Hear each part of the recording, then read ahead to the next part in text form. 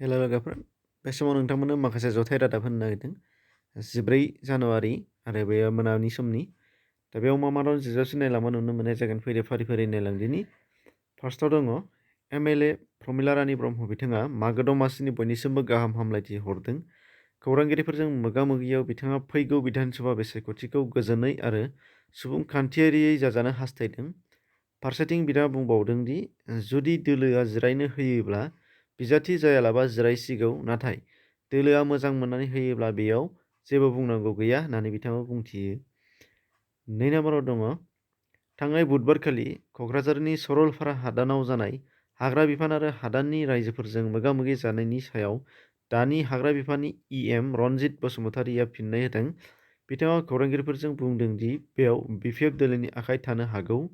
बेयाव बिथाङा आखाइ गैया होननानैबो बुंथियो। गावखौ नंखायै माखासे राजखान्थिगिरिफोरा गावबा गावनि मुलाम्फानि थाखाय बे हाबाखौ मावदों आरो दाय गैयै सुबुंफोरखौसो दुखु होदों। नाथाय बे जाथायनि सोमोन्दो थानाय दायनिगिरिफोरा सासेबो बारग'नाय नङा होननानैबो बिथाङा खौरांगिरिफोरजों बुंथिदों।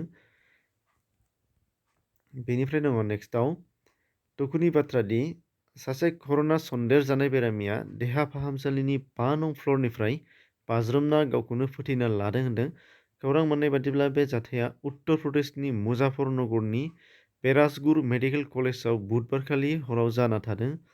बेनिफ्राय दङ नाम्बार 4 मागो दमासि एबा भगालि बैसागोआव बिटिआरनि गाहाय प्रमद बर' बिथाङा गावनि जोनोम गामियावनो गाजा-गोमजायै फालिदों आरो बिलागुर सावदों। लोगोसे खौरांगिरिफोरजों मोगा-मोगिनि गेजेरजों बिलागुरनि अरजों समाजनि गाज्रि बारहावाखौ खारथों होननानै बिथाङा बुंथिदों। बेनिफ्राय दङ नाम्बार 5आव नलबारिनि सिभिल देहा फाहामसालियाव एम्बुलेन्स दान होदों। खौरां मोननाय बादिब्ला मागोनि सानाव बे गोथार हाबाखौ मावदों नलबारि बियाबनि एमएलए अशोक शर्मा बिथाङा। बेनिफ्राय दङ नाम्बार 6आव लामदिंनि रेल स्टेशनाव लाखिना दोननाय रेल डाब्बा माखासे मानियाव अर खामदों बृहस्पतिबारखालि आरो गोख्रों अरजों गासैबो डाब्बा मानि खामजोबदों होनदों। खौरां मोननाय बादिब्ला दासिम जाथायनि बिथं मोननाय जाथ'वाखै।